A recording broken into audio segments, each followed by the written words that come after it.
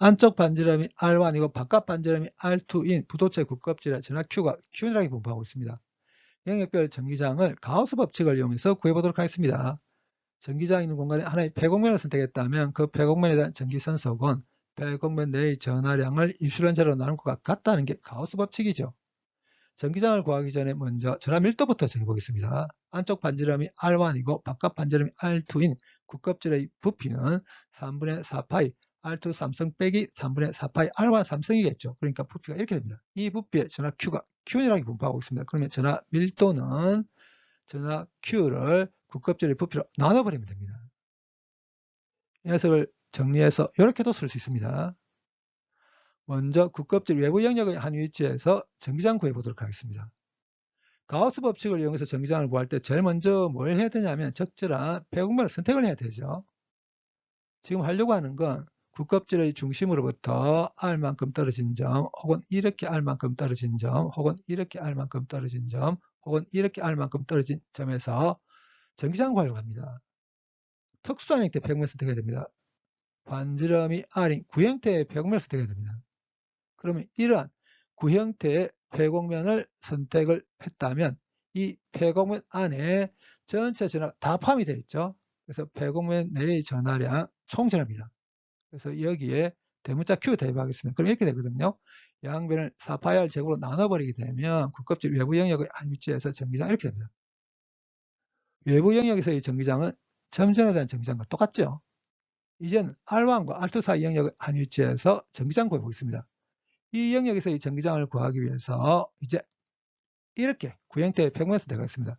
그럼 이런 구형태의 폐곡면을 선택하게 되면 여기에 있는 전하들은 선택한 폐곡면 바깥에 있죠. 생각할 필요가 없습니다.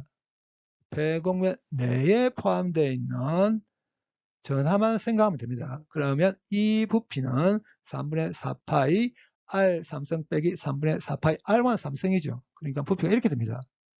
그러면 여기에 포함되어 있는 전하량은 이 부피에다가 전하 밀도를 곱하기만 하면 됩니다. 전하 밀도가 이렇게 된다고 했었죠. 전하 밀도를 이 녀석으로 대체합니다. 그러면 이렇게 되거든요. 없앨 거 없애버리겠습니다. 폐곡내에 포함되어 있는 전하는 이렇게 됩니다. 이 녀석을 여기에 대입하겠습니다.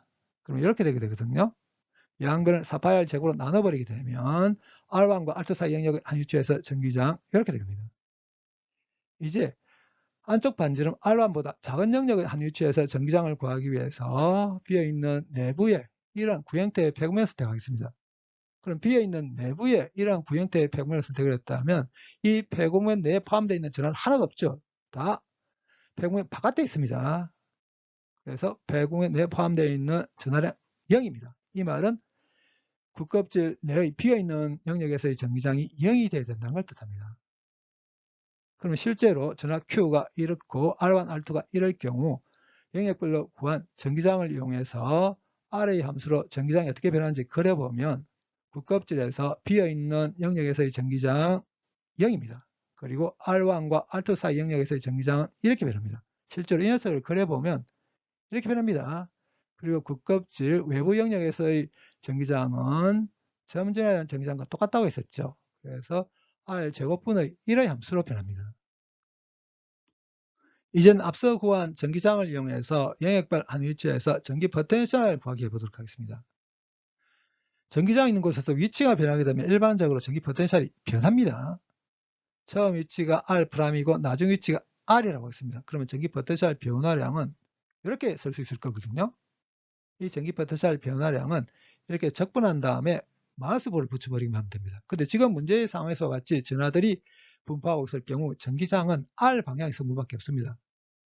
전기장이 R 방향 성분밖에 없기 때문에 전기장에다가 미소 변이 벡터를 스칼라 곱했을 경우 0이 되지 않는 경우는 이렇게 될 경우만 0이 되지 않습니다. 이 녀석을 이용해서 영역별 한 위치에서 전기 포텐셜을 정하겠습니다. 먼저 국껍질 외부 영역의 한 위치에서 전기 포텐셜을 정하겠습니다.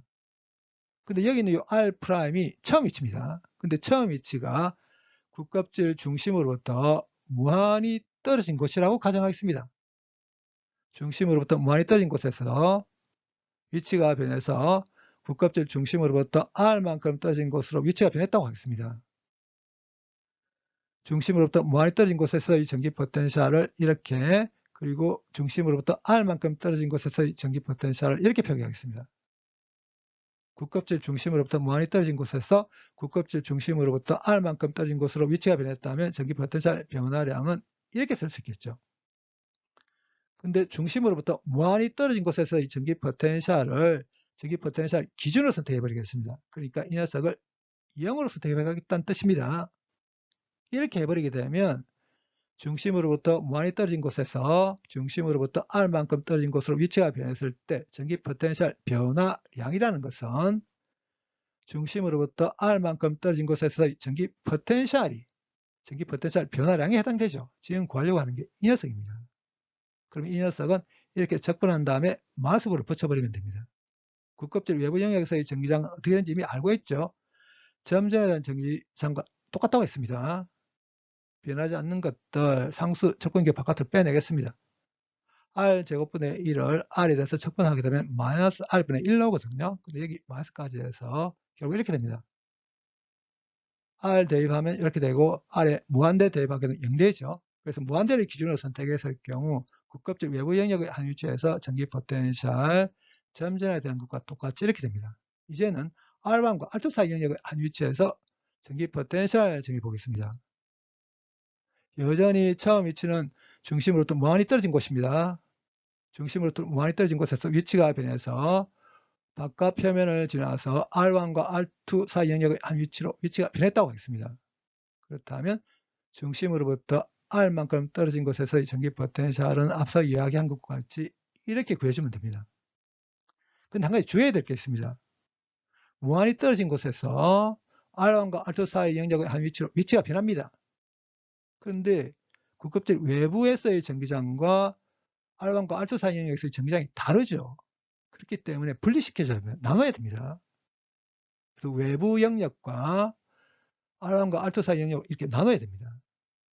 근데 이 녀석은 여기 있는 요 R이 R2 있다죠. 그러니까 요 R을 R2로 바꿔버리게 되면 이 녀석 바로 정할 수 있습니다. 이렇게 됩니다.